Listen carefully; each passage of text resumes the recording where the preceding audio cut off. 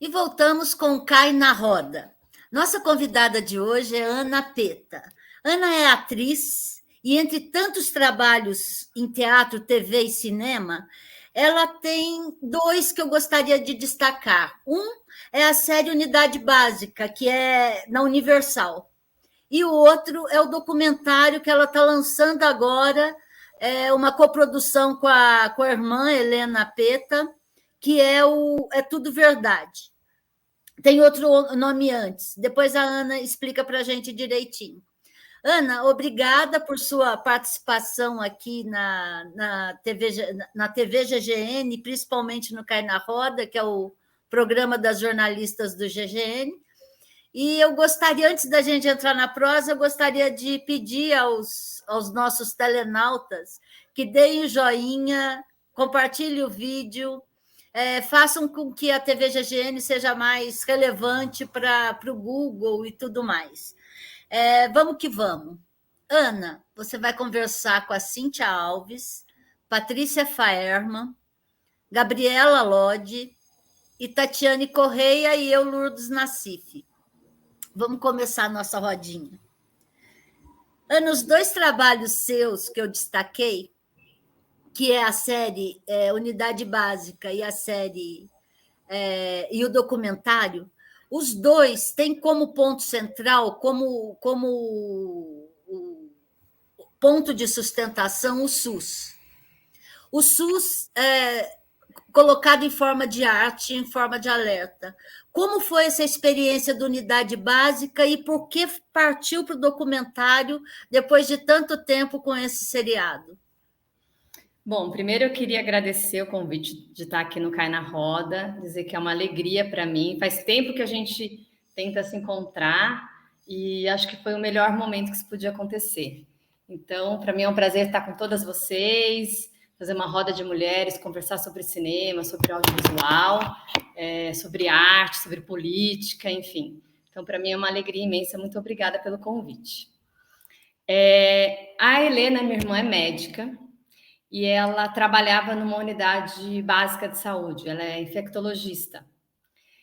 E a gente ali, no momento onde o SUS estava em expansão, os governos progressistas no Brasil, a Ancine com várias políticas no audiovisual, a gente achou que era fundamental começar a falar sobre as histórias do SUS, falar sobre o SUS. Por quê? Primeiro, porque a mídia maltrata muito o SUS. Eu acho que hoje tem uma certa mudança em função da questão da pandemia, que criou uma consciência maior. Mas tudo que a gente via quando a gente criou a série era uma imagem o tempo todo negativa. Eram filas nos hospitais, né?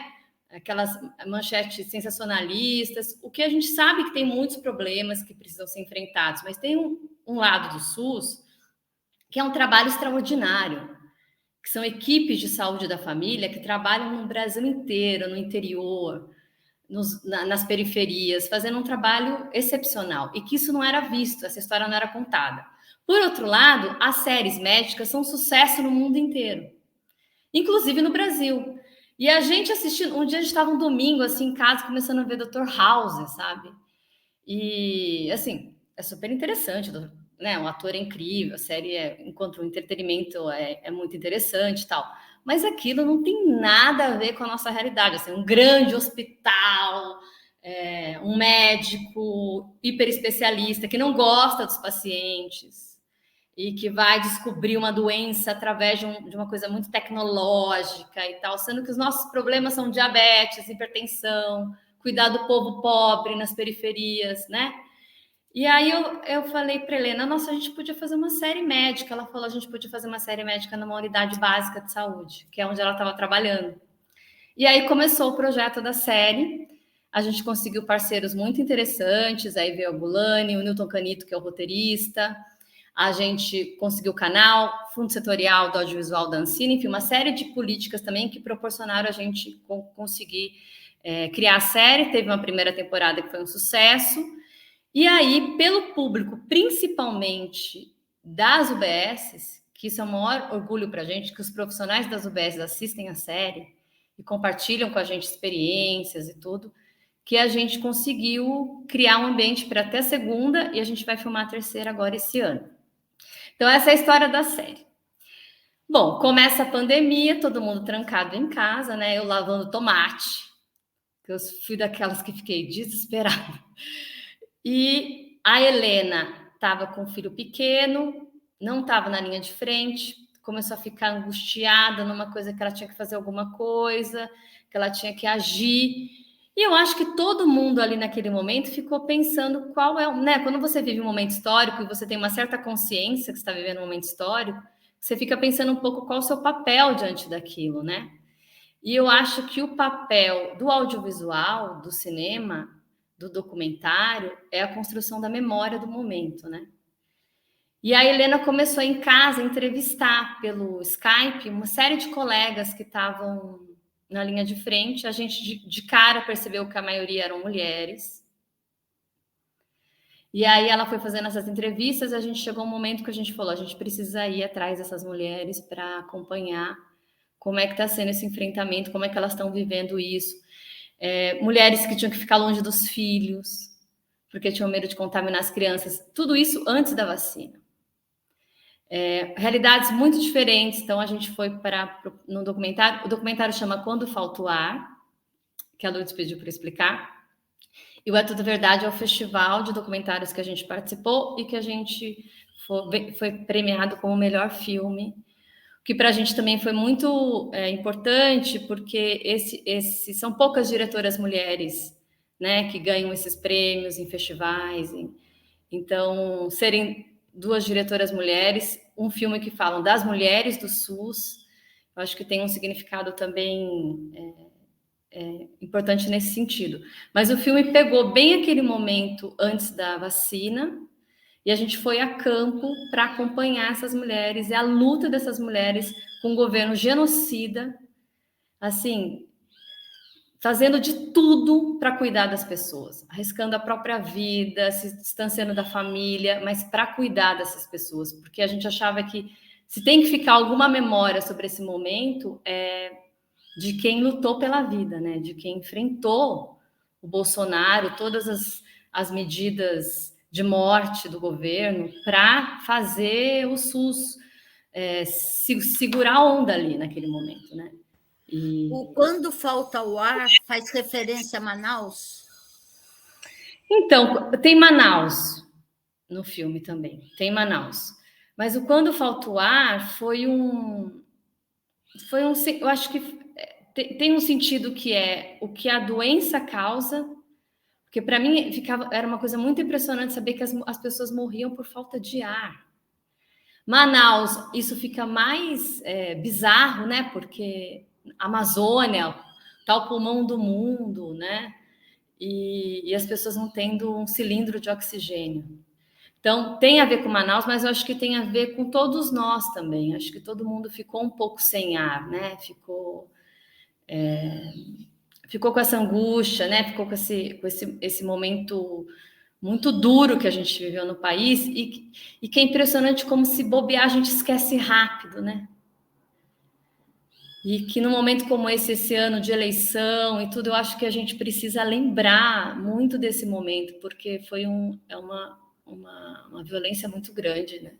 Que aconteceu com a gente. Ana, teve alguma história, assim, uma história, duas, não sei, que você possa contar que te marcou muito, né, enquanto vocês estavam fazendo o documentário? E não esquece de contar que o documentário, ganhando o festival, ele foi habilitado para o Oscar também. Ele foi habilitado para o Oscar. É um caminho longo, assim, mas a gente vai atrás.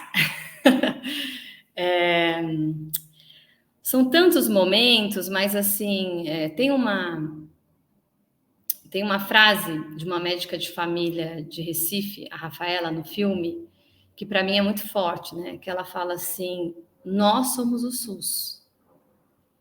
E ninguém vai dizer o que é que eu vou fazer aqui. Ninguém vai dizer que eu não posso cuidar das pessoas. Ninguém vai dizer para eu prescrever uma medicação que vai envenenar as pessoas. Ninguém vai dizer o que eu vou fazer aqui. Aqui eu sou o SUS e eu vou continuar fazendo meu trabalho porque eu tenho que atender as pessoas.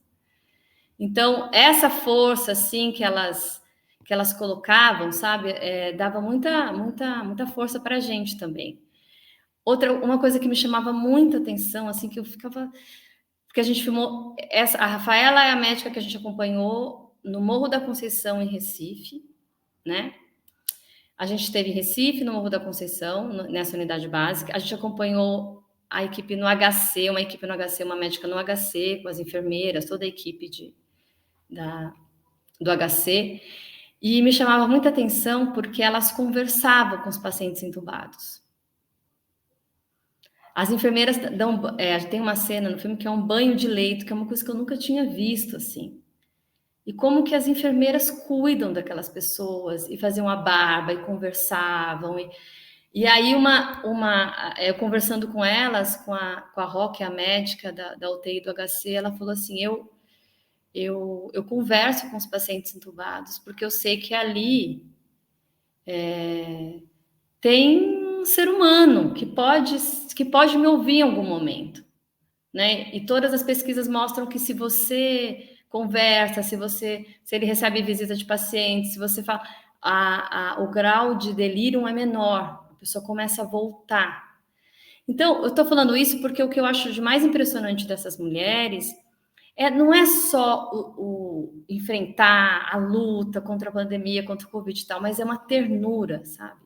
É o cuidado mesmo, é o sentido do cuidado, são os níveis de cuidado.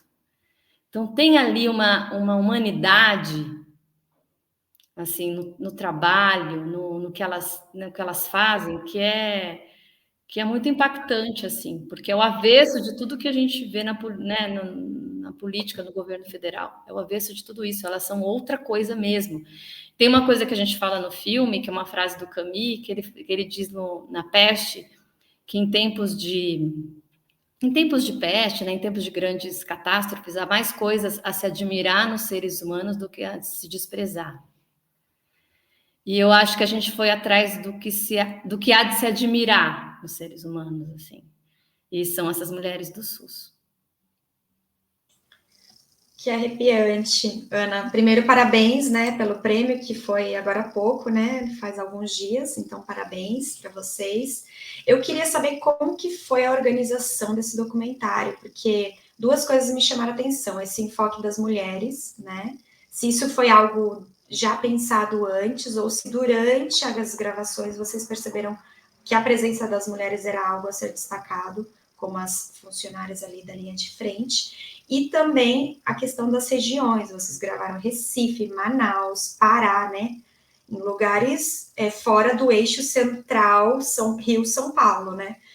E eu queria saber também como que foi essa experiência, o que você poderia dizer, talvez até de comparação, né? De acesso à saúde, de como a saúde ocorre nessas partes do Brasil que não estão à vista aí, né? Patrícia, acho que primeiro a gente constatou de cara que eram as mulheres. Assim, não precisou fazer nenhum esforço, nenhuma super seleção. Assim, assim, da lavanderia, né? A gente filma as mulheres na lavanderia, que uma delas fala assim, eu tenho muito orgulho do meu trabalho, porque quem não gosta de um lençol limpinho, né? Cheirosinho, quem não gosta? E eu é que faço isso para as pessoas que estão doentes, que estão sozinhas, que estão sem família aqui, porque todo mundo não podia receber visita. Então, assim, da lavanderia, passando pela limpeza, pela enfermagem, pelas médicas, pelas enfermeiras, pelas chefes dos hospitais, a maioria absoluta eram de mulheres. Se eu não me engano, são 70% de mulheres no SUS, de profissionais de saúde. Então, isso não precisou a gente se esforçar. A gente teve esse olhar que você falou de chegar... Porque, assim, o que acontece? Né? A gente foi fazer um filme no momento onde todo mundo filmava e falava de pandemia o tempo inteiro, né? Então, você ligava o Jornal Nacional, era só isso. Eu falei, o que nós vamos fazer? Fazer a mesma coisa que todo mundo está fazendo, né? Que o jornalismo já está fazendo, está cobrindo pra caramba, tal. Mas as imagens, na sua maioria que a gente via, tanto da Itália, do Brasil, tal, eram de UTIs. E a gente queria mostrar outros níveis do cuidado. Então, por isso que a gente foi para o Pará. Aí no Pará a gente filmou num hospital, a gente acompanhou uma médica indígena num hospital municipal e atendimento à população ribeirinha. Então a gente pegou barco e foi pela Amazônia até chegar nesses lugares que, na verdade, a equipe de saúde é quase que o único contato que as pessoas têm com o Estado. Essas equipes chegam ali, as pessoas não têm mais nada, assim, né? E como se defender numa pandemia como essa, né? Então, as equipes iam ensinar as pessoas a lavarem as mãos, a usar máscara, a criar um mínimo de defesa para a situação. Então, a gente acompanhou essas equipes de população ribeirinha, essa médica indígena no Pará. Aí a gente acompanhou uma médica, Andréia, no sistema prisional na Bahia. A gente filmou dentro do complexo penitenciário em Salvador, acompanhando a equipe lá dentro. Aí a gente acompanhou aqui no HC em São Paulo e no Morro da Conceição em Recife e Manaus. Então foi o que a gente fez. E eu acho que era um pouco para isso, assim, para as pessoas tentarem entender a dimensão do SUS, né? Que é uma coisa que, se não tiver o SUS, não tem possibilidade de cuidado para essa população do interior do Brasil, né? Não tem opção. O sistema privado nunca vai chegar onde o SUS chega.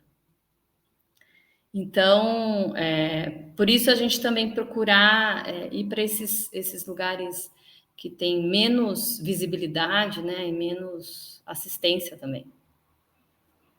Só complementando, Ana, eu só assisti o trailer e um dos momentos ali do trailer me chamou muita atenção, que é uma senhora chorando, provavelmente ela estava diagnosticada com Covid, e ela perguntando se ela podia comer macaxeira, né? Nossa, arrepia só de lembrar dessa cena. É uma coisa que talvez seja diferente quando você vai para regiões de outras partes do país, né? Porque não é o mesmo que diz uma pessoa, um público do hospital do HC de São Paulo, por exemplo. Né? Então, mostrar também esse esforço que vocês fizeram de mostrar a diversidade da saúde, do acesso à saúde do SUS nas populações brasileiras, né? Muito bonito, muito chamativo, e que não está à disposição assim tão fácil quando a gente fala de Covid, né? Quando a gente vai buscar material relacionado ao Covid, né? Então, e também eu queria saber de você, assim, se você sentiu esse choque de diferenças, assim, quando vocês lidaram com diferentes públicos. Então, sabe que essa cena da macaxeira é uma coisa que me emocionou muito, e em outros momentos, porque além das equipes de saúde, tem o povo, né? Tem as pessoas, né? E o povo brasileiro é um povo muito afetivo, muito. É isso que eu acho que a gente precisa resgatar também. Eu acho que o filme também tem esse olhar assim. Tem essa senhora que pergunta se ela pode comer macaxeira, mas ela pergunta muito emocionada, porque a macaxeira é uma coisa muito importante para ela. Realmente é muito importante, não é qualquer coisa. E aí tem o seu Firmino, que é um paciente aqui do HC, que quando ele sai da intubação, ele pede uma música Princesa, que é a música que ele gosta. E a equipe coloca a música dentro da UTI. E aí ele dança um forró ali, saindo daquela situação. E isso, assim, uma série de situações desse tipo que a gente foi encontrando, que é do povo, que é do povo que procura uma alegria no meio daquela dificuldade toda. Então, também foi importante para a gente, assim, viajar para esses lugares e encontrar o que é o nosso país, assim, atrás um pouco do nosso país, porque a gente está num momento muito difícil, né? A gente começa a desacreditar no Brasil, assim, né? Então, para a gente foi muito importante, sim. Assim, esse é um resgate, assim, mesmo do nosso país, de onde a gente vive, da força que a gente tem. Ana, obrigada por sua participação aqui no Cai na Roda.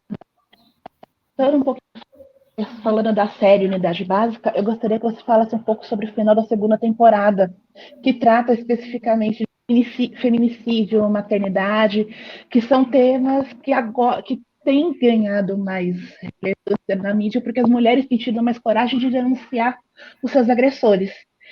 Como é que foi lidar com esse tema? Vocês pretendem retomar esse tema em outras produções?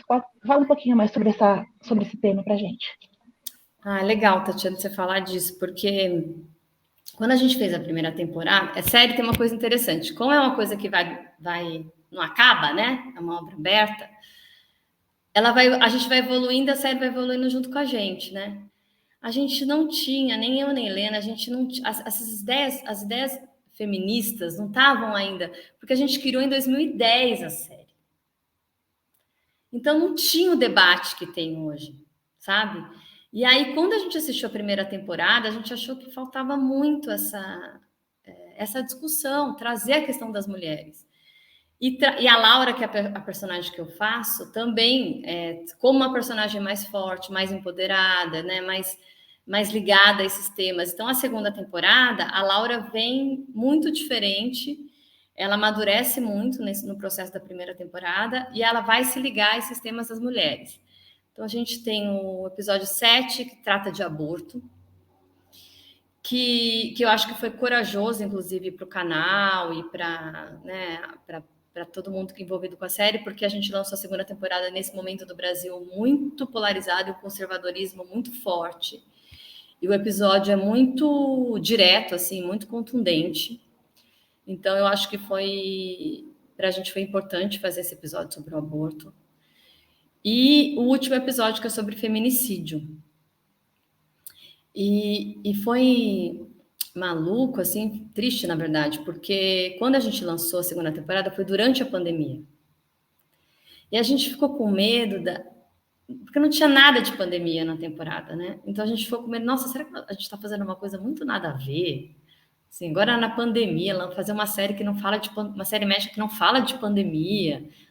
Mas esse episódio foi o que teve mais ressonância com o momento, porque aumentou muito os casos de violência doméstica e feminicídio durante a pandemia.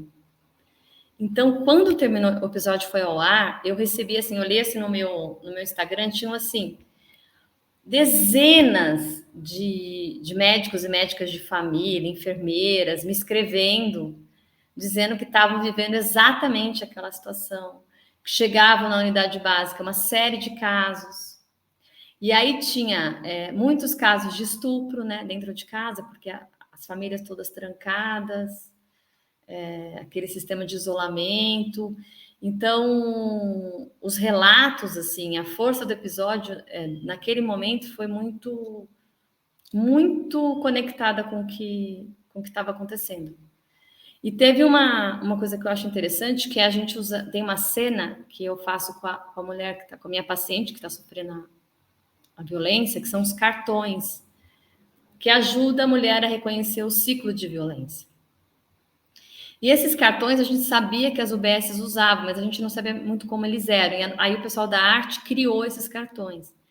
E aí, quando terminou o episódio, várias UBSs pediram para a gente os cartões para usar na UBS. Então, tem uma conexão, assim, que eu acho interessante que acontece com a vida real e a série, sabe? E esses episódios foram muito importantes nesse momento, porque esse momento foi um momento muito difícil nesse sentido, né? Ainda, né? Continuamos nesse momento. Mas na pandemia em específico, estava essa questão muito forte. Ana, eu também queria te parabenizar pela sua conquista. Eu acho muito admirável ver mulheres celebrando mulheres e, enfim, colocando umas às outras nesse lugar, porque eu acho que a gente tem que fazer por a gente, né? Porque senão ninguém mais vai fazer.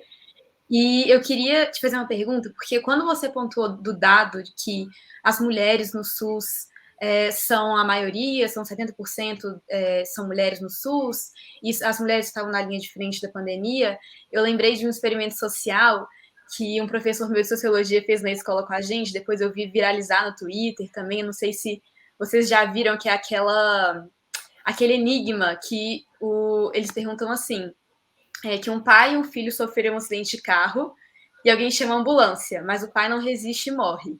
O filho ele é socorrido e levado ao hospital, mas quando ele chega no hospital, a pessoa mais competente do centro cirúrgico chega no menino e fala, não posso operar ele é meu filho. E aí todo mundo fica assim, como assim? Uai, o pai morreu, como assim? Quem que é a pessoa? Quem que é a pessoa? E a resposta é simples, que é a mãe, né? A mãe é a pessoa mais competente do hospital. E eles fizeram esse experimento social nas ruas e ninguém pensava na mulher, porque ninguém colocava a mulher nesse lugar de a pessoa mais competente do hospital e, querendo ou não, essa é a realidade que a gente vive, então eu acho muito legal ver isso. Mas minha pergunta também, na verdade, era sobre... Você falou que o seu documentário, você contemplou muito essa questão da beleza do brasileiro e as coisas bonitas que você viam as pessoas passando durante a pandemia. E como foi para você sentir o outro contraponto? O contraponto do presidente minimizando a pandemia, de infectologistas receitando medicamentos que não têm eficácia. Você pontuou que também é um ano de eleição, que as pessoas não podem esquecer disso. Então, eu queria que você comentasse um pouco a sua sensação de estar fazendo esse documentário, ao mesmo tempo de ver no noticiário esse lado do lado feio do que a gente passou, assim. Bom, sobre a primeira coisa que você falou, é muito interessante isso, porque, Gabriela, as séries médicas é uma coisa muito... Primeiro assim, né, na verdade, o audiovisual constrói nosso imaginário, né? Provavelmente muitos dos lugares que a gente não foi, a gente acha que foi porque a gente viu através do audiovisual, né? A gente tem uma ideia, é uma construção do imaginário muito forte. Não é à toa que os americanos investem tanto nisso, né? Enfim, tem uma coisa... E essa construção do médico homem branco num grande hospital super tecnológico, é uma construção que atinge tanto os estudantes de medicina. A nossa série, uma das coisas que eu fico mais feliz é que a nossa série é muito usada em cursos de medicina.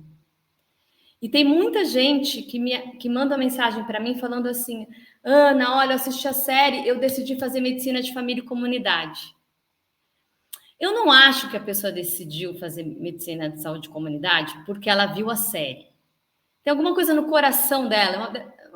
Já é uma pessoa de coração bom, uma pessoa que queria fazer um trabalho para o povo, mas não sabia o quê, não sabia como, e talvez a série ajude ela a visualizar aquilo, né? A sair desse lugar do médico branco num grande hospital. Assim, todo mundo entra no curso de medicina querendo ser o Dr. House, num país igual ao Brasil.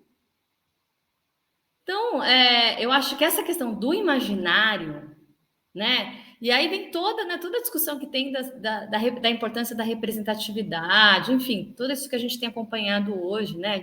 Do Brasil, da gente se ver, né? No audiovisual, enfim. Mas acho que tem muito a ver com isso que você falou. Não passa pela nossa cabeça que uma mulher médica pode ser a melhor solução para um problema, né, de saúde. Você espera aquele medicão. E o paciente também espera, né? Então, eu acho que isso é um tema muito interessante. Sobre essa segunda questão que você colocou, o tempo todo isso era um elemento para a gente. Na verdade, o filme, ele fala sobre a resistência dessas mulheres. Porque não é uma situação... Elas estavam o tempo todo remando contra a maré. Então, apesar do governo, apesar do genocídio, elas estavam ali, elas não abriram mão de fazerem o trabalho delas, e é isso que a Rafaela fala, nós somos o SUS. O SUS não são eles, somos nós. Então, nós vamos enfrentar e vamos cuidar das pessoas. Então, o tempo todo era essa questão, e o filme fala sobre isso também. O filme fala, é uma homenagem aos resistentes. É contar a história da resistência na pandemia. É essa história que a gente quer contar, essa memória que a gente quis deixar com o filme. E o filme, o foco não é o Bolsonaro, porque a gente quis fazer o nosso foco são as mulheres do SUS, mas ele deixa claro os culpados pelas mortes no Brasil. Isso fica claro, totalmente claro o filme. Então, esse contraponto aí que você fala, que a gente sente o tempo todo, ele está presente o tempo todo. E eu acho que todo mundo assiste assim. As pessoas que assistiram e que falam depois com a gente, falam, nossa, eu ficava vendo aquela cena e pensando, gente, enquanto isso o Bolsonaro estava falando para as pessoas não usarem máscara, fazendo não sei o quê, receitando medicação sem comprovação científica, não tinha oxigênio, não tinha... E essas mulheres estavam lá, fazendo.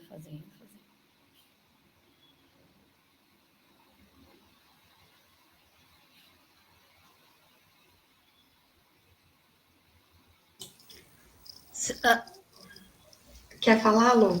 Não, é que eu estava esperando a Cíntia fazer pergunta.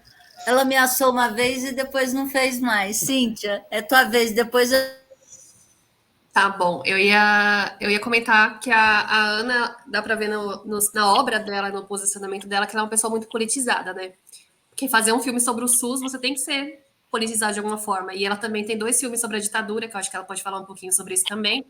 E aí eu queria ver de onde que veio essa entrada dela nesses temas mais políticos, qual foi a formação, assim, como que despertou o interesse em entrar nesses temas mais sensíveis para o nosso país. Isso, Cíntia, é de nascença. Não, meus pais participaram da luta contra a ditadura. Meu pai foi preso no Congresso da UNE de 68. E eu tenho uma série de tios que também fizeram parte da resistência contra a ditadura. Eu tenho um tio que eu conheci com um nome, depois descobri que o nome era outro, que viveram minha tia e meu tio que viveram clandestinos, que participaram da luta armada no campo. Então, eu nasci em 76, eu nasci nesse ambiente de luta contra a ditadura e a minha família sempre foi muito politizada, assim. Então, a Helena, que é minha irmã, eu tenho um irmão que é vereador em Campinas, que foi presidente da UNE também. Nós somos todos, crescemos nesse ambiente muito politizado, assim. Então, faz parte um pouco da nossa formação mesmo. Aí, claro que cada um encontrou o seu jeito, de dar a sua contribuição, mas vem daí. Quando eu era estudante secundarista, eu me vinculei ao movimento secundarista, fui presidente da União Campineira dos Estudantes, sou de Campinas, fui presidente da União Campineira dos Estudantes Secundaristas, depois, isso que eu tinha uns 16 anos, aí fui ser diretora da União Brasileira dos Estudantes Secundaristas. Então, participei do movimento estudantil desde muito novinha, participei ali do movimento Fora Collor, fui uma líder cara pintada, nesse momento. E daí, e aí eu acho que essa questão da consciência política, de você ter sempre esse olhar para o mundo, para as desigualdades, para as injustiças, onde você estiver, você vai, onde você trabalhar, independente da área, eu acho que você vai, esse olhar está com você, faz parte de você já, É difícil? É um negócio que é quase que uma lente, assim, por onde você percebe e olha as coisas, assim. Então, minha história de politização vem daí.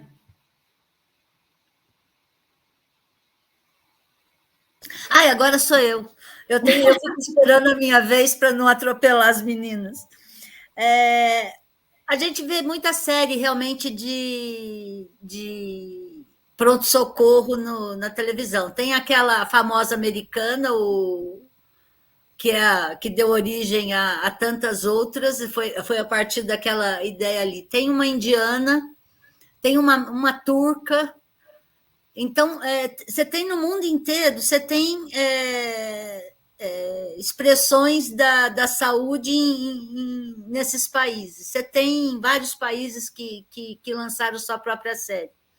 A importância para você de ter uma série que retrata o nosso SUS e retrata o nosso povo em termos de dar mais conscientização política para as pessoas, a importância daquilo que se tem no país e levar aquilo adiante.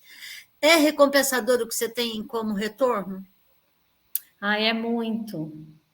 Porque é impressionante, assim. Primeiro, assim, que eu acabo conhecendo gente muito legal.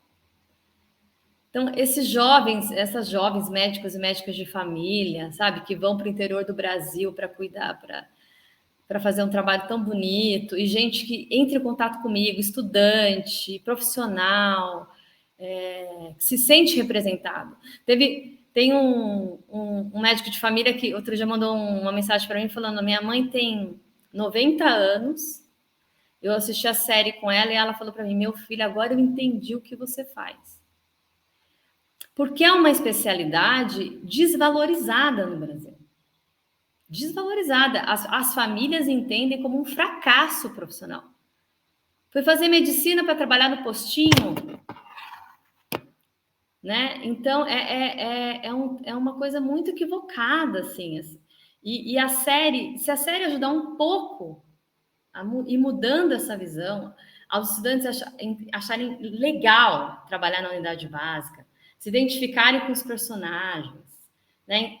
Entenderem que é super complexo, que é alta complexidade. O pessoal acha que trabalha em um hospital alta complexidade. Imagina trabalhar na periferia de uma cidade grande como São Paulo.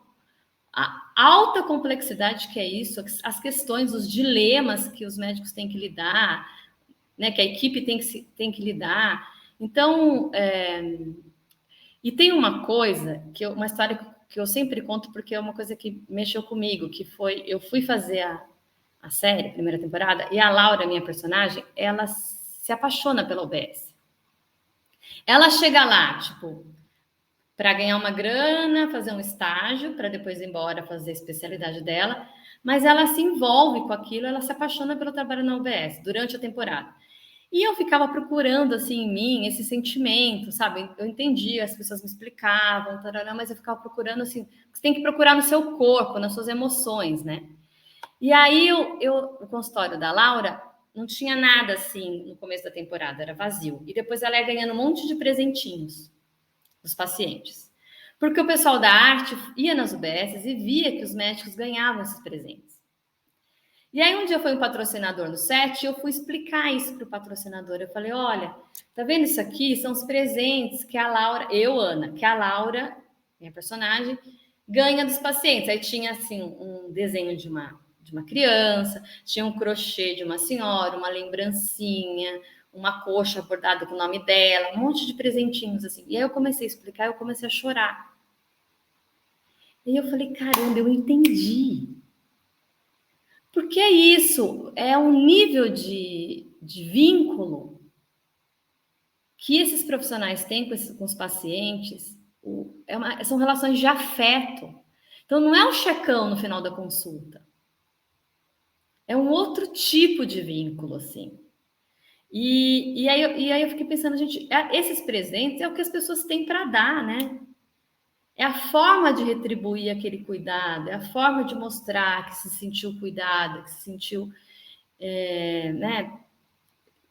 E aí eu acho isso muito bonito, e eu acho que a série fala sobre isso, fala sobre um outro tipo de vínculo entre profissional de saúde e paciente, um outro tipo de visão de saúde, a importância do sistema público. Então, é muito gratificante, assim, a gente tem muito retorno. Eu acho até que a gente tem mais retorno do que a série merece. Porque eu acho, assim, as pessoas são muito generosas. Imagina, uma médica de saúde no Amazonas falar para mim, poxa, eu me identifiquei com a gente com sotaque paulista, né? E mesmo assim, é um nível de generosidade, assim, eu acho, assim, entendeu? Porque eu falo, gente, como que ela... Mas ela se identifica, ela fala, eu me sinto representada de alguma forma, porque vocês estão falando de uma coisa que eu nunca vi no audiovisual. Então, eu me sinto muito privilegiada, assim, de fazer esse trabalho. Aí eu lembro você comentando sobre os presentinhos que a médica recebe no postinho. Eu lembro de postagens em redes sociais de diversos médicos da família que postam fruta, bolo, Peixe, né? peixe, frango, coisas que produzidas do interior, que as pessoas produzem em suas casas, no seu quintal, e dão em troca para o médico como forma de agradecimento pelo atendimento. E como você falou, é a única forma que essas pessoas têm de ter contato com o aparelho público, com o serviço público. E isso humanizar também o próprio profissional. E a forma que você tem trabalhado na série também humaniza o SUS e mostra para as pessoas, para o público, que, se a gente pensar bem, o público que assina TV a cabo não é um público que normalmente acessa o SUS. A gente mostra para esse público o que é o Sistema Único de Saúde, que o Sistema Único de Saúde não é só o posto que não funciona, a fila do remédio que não chega, ou atendimento que é ruim. Na maioria das vezes, o trabalho do SUS é aquele trabalho que a gente não vê. É isso aí. E eu acho que basicamente a série arremata tudo isso, mostra para um público que não tem acesso ao SUS o que é o SUS de verdade.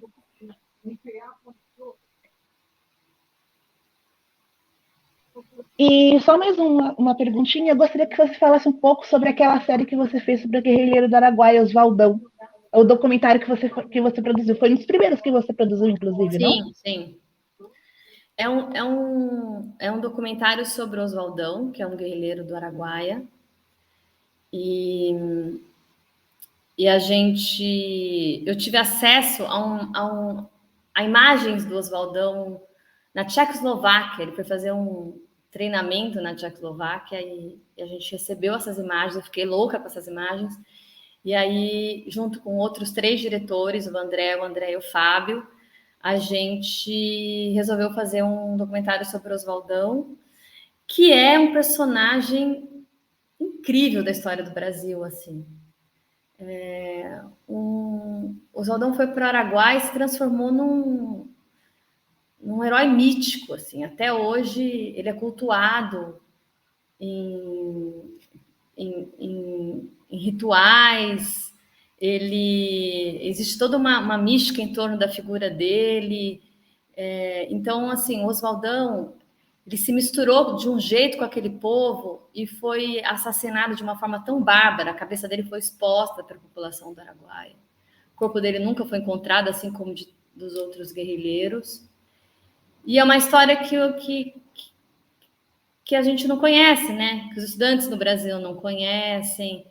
Então, eu acho que esse esforço, assim, de trazer para a cena, trazer um Brasil que o Brasil não conhece, acho que é uma coisa que me mobiliza muito. O Oswaldão é um personagem que ainda merece muitos filmes, uma ficção, talvez, para que seja mais popularizada a história dele, porque é um personagem, um herói negro, né, da nossa história, assim, que precisa ser contada essa história.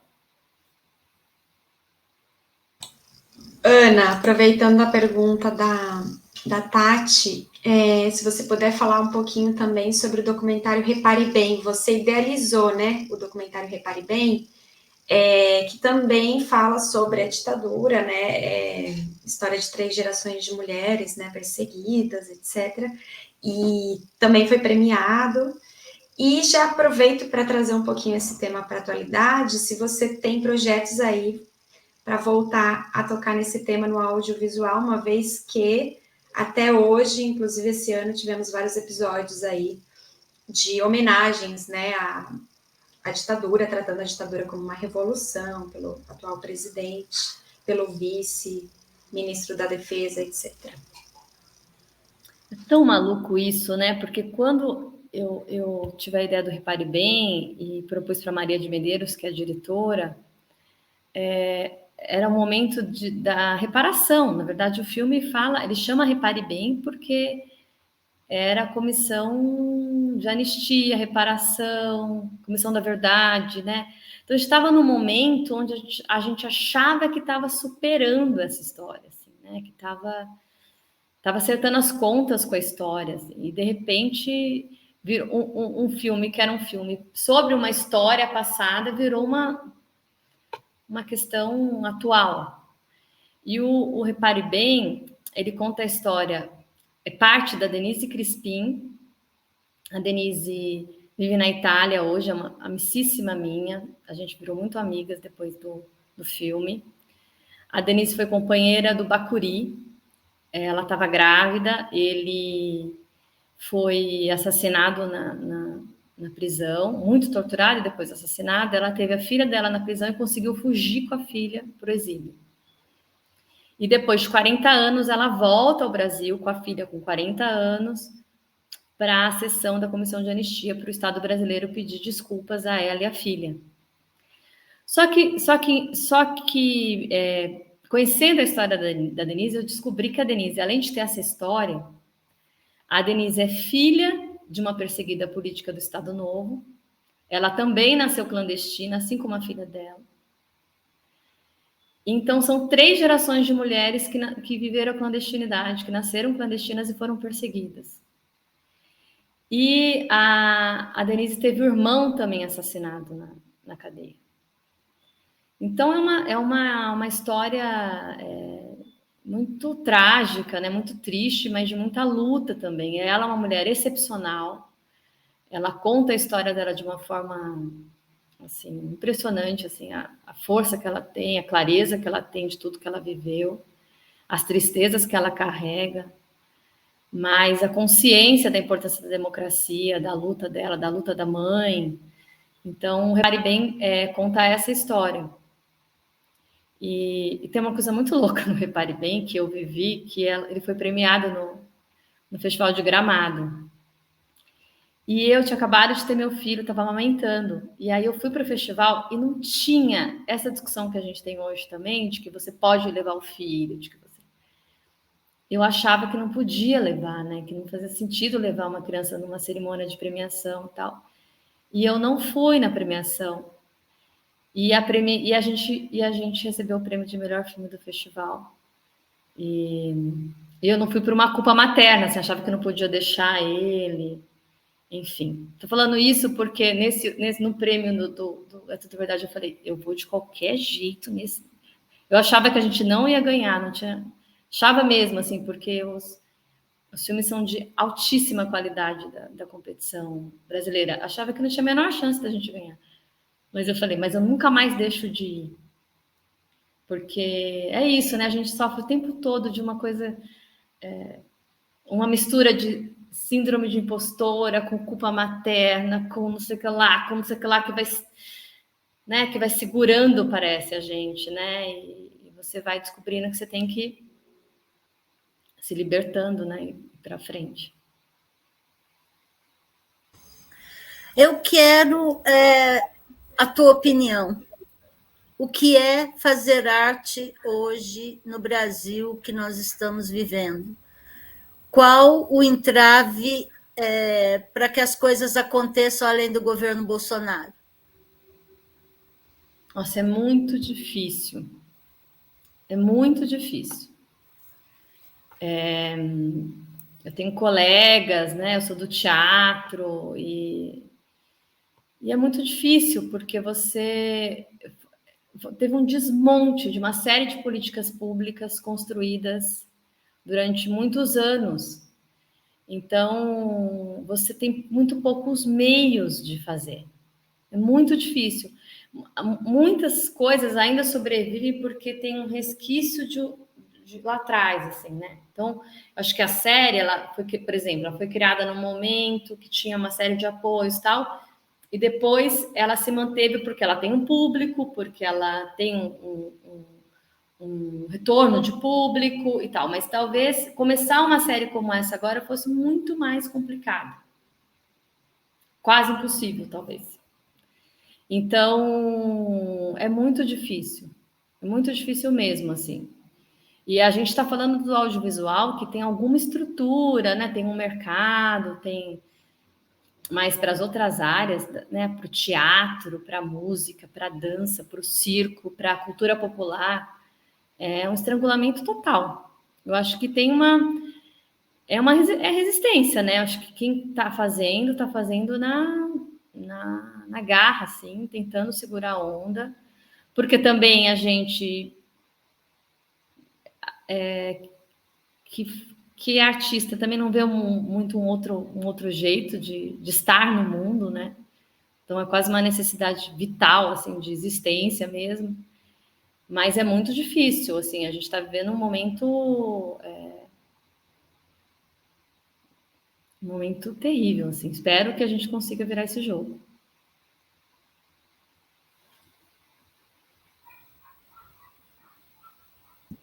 Ana, pegando esse gancho um pouquinho que você contou sobre seus trabalhos do audiovisual e o quanto que você recebeu prêmios, foi premiada, hoje você estrela numa série que você é protagonista, enfim, eu queria te perguntar como que foi achar o seu lugar no audiovisual, que eu acho que não foge muito à regra dos outros espaços profissionais, mas que é um espaço que a gente vê aí movimentos como Time's Up de Hollywood, mostrando o quanto que é um espaço machista, o quanto o assédio é comum, o quanto as mulheres recebem menos fazendo o mesmo papel de um homem, enfim, eu queria te perguntar como que foi achar esse seu espaço que hoje você tem dentro do audiovisual, isso assim, a sua trajetória.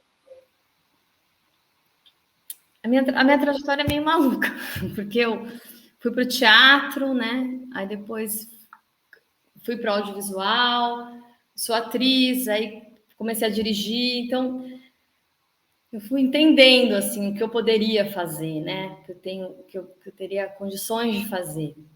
Mas eu acho, olhando assim para o meu processo, eu fiquei, por exemplo, muito tempo achando que eu poderia ser só atriz de vários diretores, trabalhar em vários lugares. Aí eu comecei a perceber que não rolava.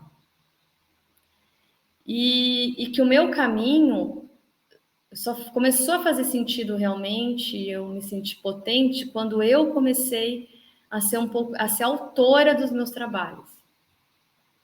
Então eu sou criadora também da série, né? Então quando parte de uma coisa que tem uma verdade para você, assim, tem um significado para você.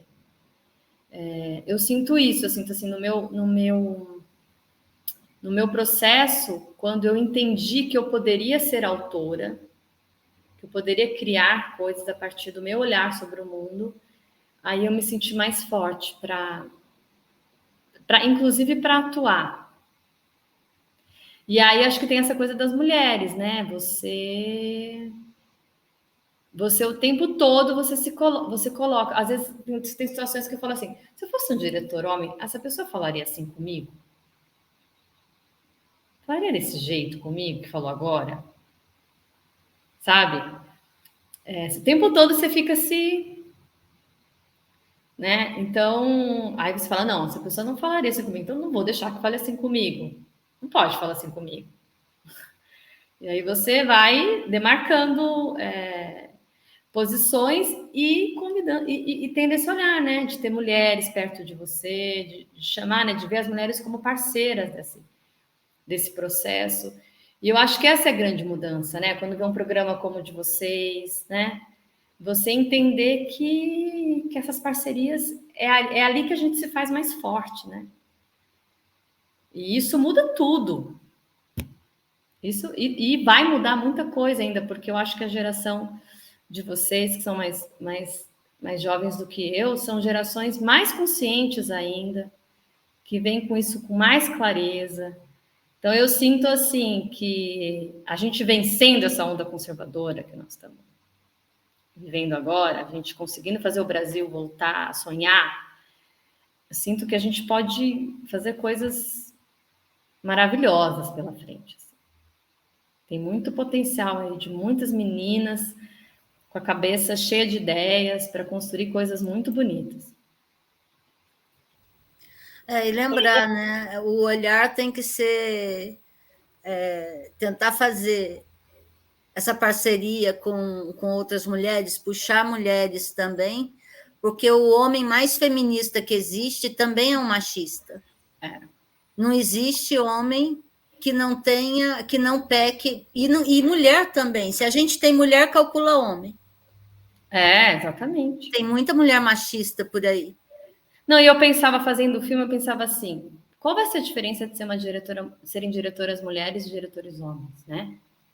Tem que ser diferente. O meu olhar aqui, eu quero que as pessoas assistam o filme e pensem assim, nossa, só uma mulher. Porque é diferente, né? Eu acho que é mesmo. Acho que a gente tem busca uma outra sensibilidade nas coisas, assim. Tem uma outra percepção e tem, né? E tem que ser diferente, né? No sentido de uma sensibilidade, de trazer um olhar para as mulheres, né? É diferente explicar para um homem que ele tem que trabalhar, que ele vai ter que trabalhar, ficar no hospital 2 meses longe do filho e falar para mulheres. É muito diferente. Uma mãe deixar um filho ficar longe de um filho para poder trabalhar meses. E foi isso que nós tivemos o tempo todo nessa pandemia, né? Esse olhar é bom ter o olhar de mulher em cima de mulher para poder fazer esse diferencial, porque saberia o que está falando ali, né? Porque você sabe que aquilo é forte, né? Você sabe que é muito forte, né? E não precisa ter filho para ter o olhar maternal, faz parte do pacote. Já nasce com o pacote completo. Já é filha, né? É filha, já tem filha, ali a vivência. Sabe o que é? Tem essa relação, né? Então você sabe que é.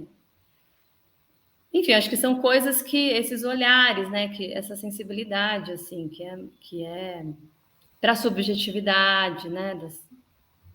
Das coisas. E não é à toa que são as mulheres, né? Porque essa questão do cuidado é uma questão. É uma questão que foi também imposta para as mulheres. O lugar de cuidadoras, né? E elas acabam levando isso para o trabalho, para a família, para amigos, vão replicando esse papel que foi colocado, vão replicando para todos os lados da vida. Eu não acho ruim, não. Não, mas é bom ser cuidadora do que massacrante. Sim, também acho. Acho bem mais bonito, né? Mas é bom a gente olhar para isso, né? Por que são as mulheres só, né? É só tirar da cabeça aquela ideia do homem.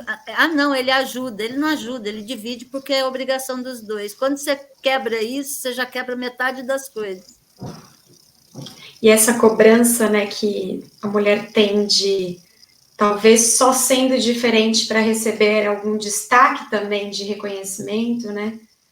Que apesar de ser uma característica muito positiva, é uma cobrança, né, adicional. Talvez um dia a gente chegue no momento que não precise, né, ter cobranças diferentes para homens e mulheres, para a mulher conseguir se destacar e garantir o seu espaço, né? Quando os homens talvez consigam ter algum tipo de sensibilidade,